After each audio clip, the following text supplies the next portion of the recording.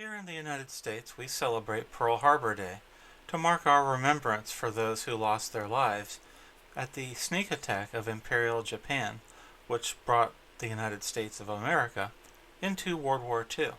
You might also notice today, the end of 2020 is also a good time to remind you that the Chinese Communist Party continues to crack down on freedom activists in Hong Kong, notably arresting long hair and a number of other opposition figures to the authoritarian crackdown on freedom advocates in Hong Kong. Now, those are real world issues. Let's go to something rather silly. This is CBR.com. You might wonder what the phrase CBR refers to. It refers to a simple format where comic book files can be viewed on your computer. Someone trademarked this and turned this into a news website. Let's look at this story here. A problematic Spider-Man and His Amazing Friends episode carries a warning on Disney+. Disney Plus acknowledges the problematic depictions in Spider-Man and His Amazing Friends, Episode 3, Sunfire, by Nick Pearl. He's got about a half dozen articles here. The other articles are fairly straightforward, referencing fandom and different characters. So, what is problematic about Spider-Man and His Amazing Friends? I grew up watching this cartoon when I was a child. I don't remember anything being offensive in this series or episode. Let's see what he says. Disney Plus has attached a disclaimer before the third episode, Sunfire, warning viewers about racially insensitive content. The disclaimer stats, looks like he needs a spell-checking editor. The episode contains negative depictions of people and cultures.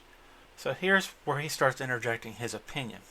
Disney Plus chooses to acknowledge the problematic and racist portrayals in Sunfire instead of removing the episode from the streaming service entirely. Now at this point I'm wondering what the priorities of Nick Pearl are.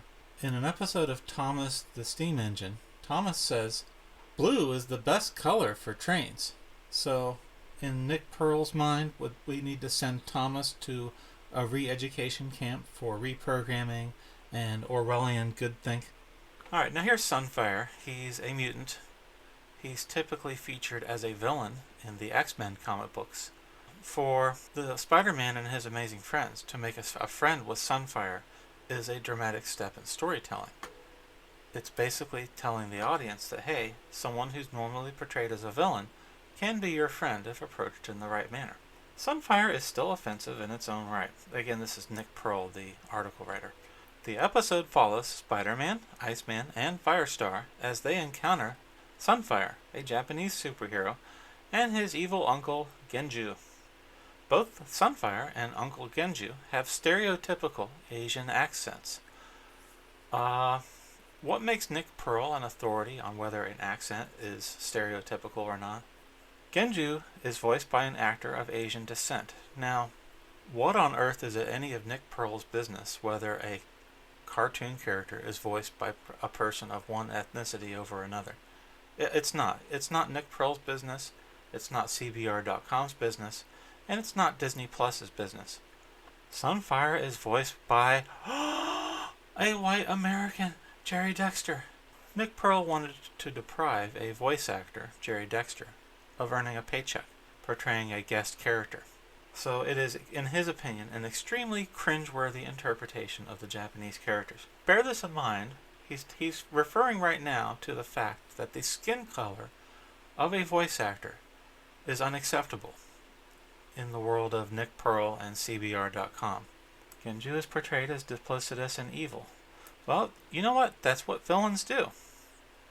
Now, even going so far as to trick his own nephew into aiding his nefarious plan to create a fire kaiju. Now, isn't this nice? So, you would say that the writer of the episode did not portray all Japanese as evil. They made a clear distinction here that Genju's nephew is not like this. Now look at this completely fatuous line of brain-dead garbage from Nick Pearl. This, along with the stereotypical imagery, feeds into the harmful misrepresentation of Asian cultures in American media that's been present for decades.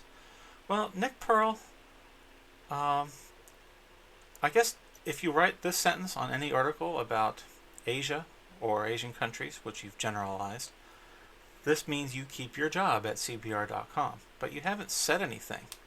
And what is undoubtedly the most baffling scene of all, the end of the episode features Firestar overhearing Iceman and Spider-Man discussing ways to cheer her up, following the sudden dissolution of her budding romance with Sunfire. So get that. This episode of Spider-Man and His Amazing Friends, written in the 1980s, had no problem with showing a interracial romance between Japanese-born Sunfire and American-born Firestar. It made no issue of the fact that this was acceptable or unacceptable. The episode was not judgmental in any way. It found it perfectly natural that Firestar could be attracted to a Japanese man who is Asian from another country.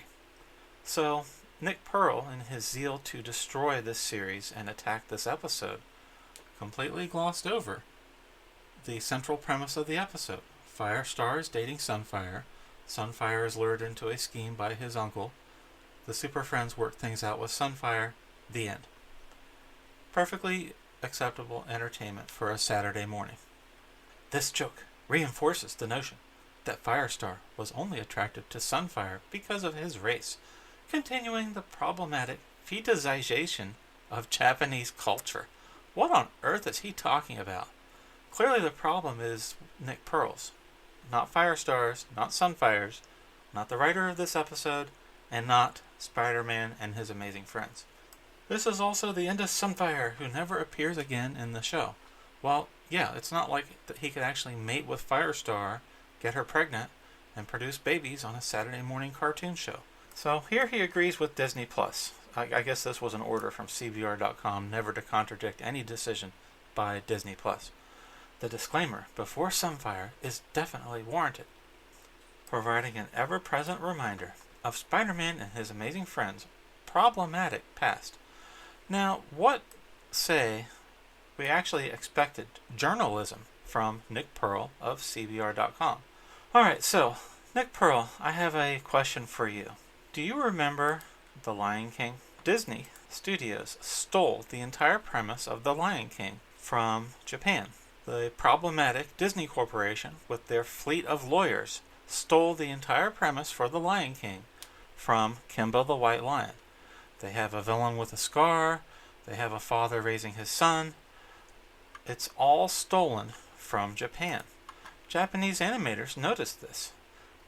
In 1994, Japanese animators asked Walt Disney Company to simply acknowledge their intellectual debt to the late Japanese animator Osamu Tezuka. He was the creator of Kimba the White Lion. Disney stole every aspect of this to make money off of a Japanese intellectual property. So, back to Nick Pearl.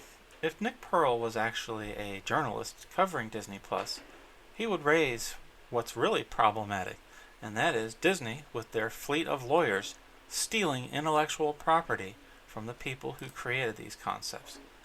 Disney lawyers responded to this letter by dismissing it, saying there's no similarity. And that's the last we ever saw of that news story. Oh, Chuck Yeager died. See, that's much more news than Nick Pearl could ever handle. So, why is this a topic for me? I just thought it was interesting that the way cancel culture works, the way social justice warriors, the woke culture, progressive, leftist, socialist Democrats work is they justify their existence by attacking everything that came before them and will come after them.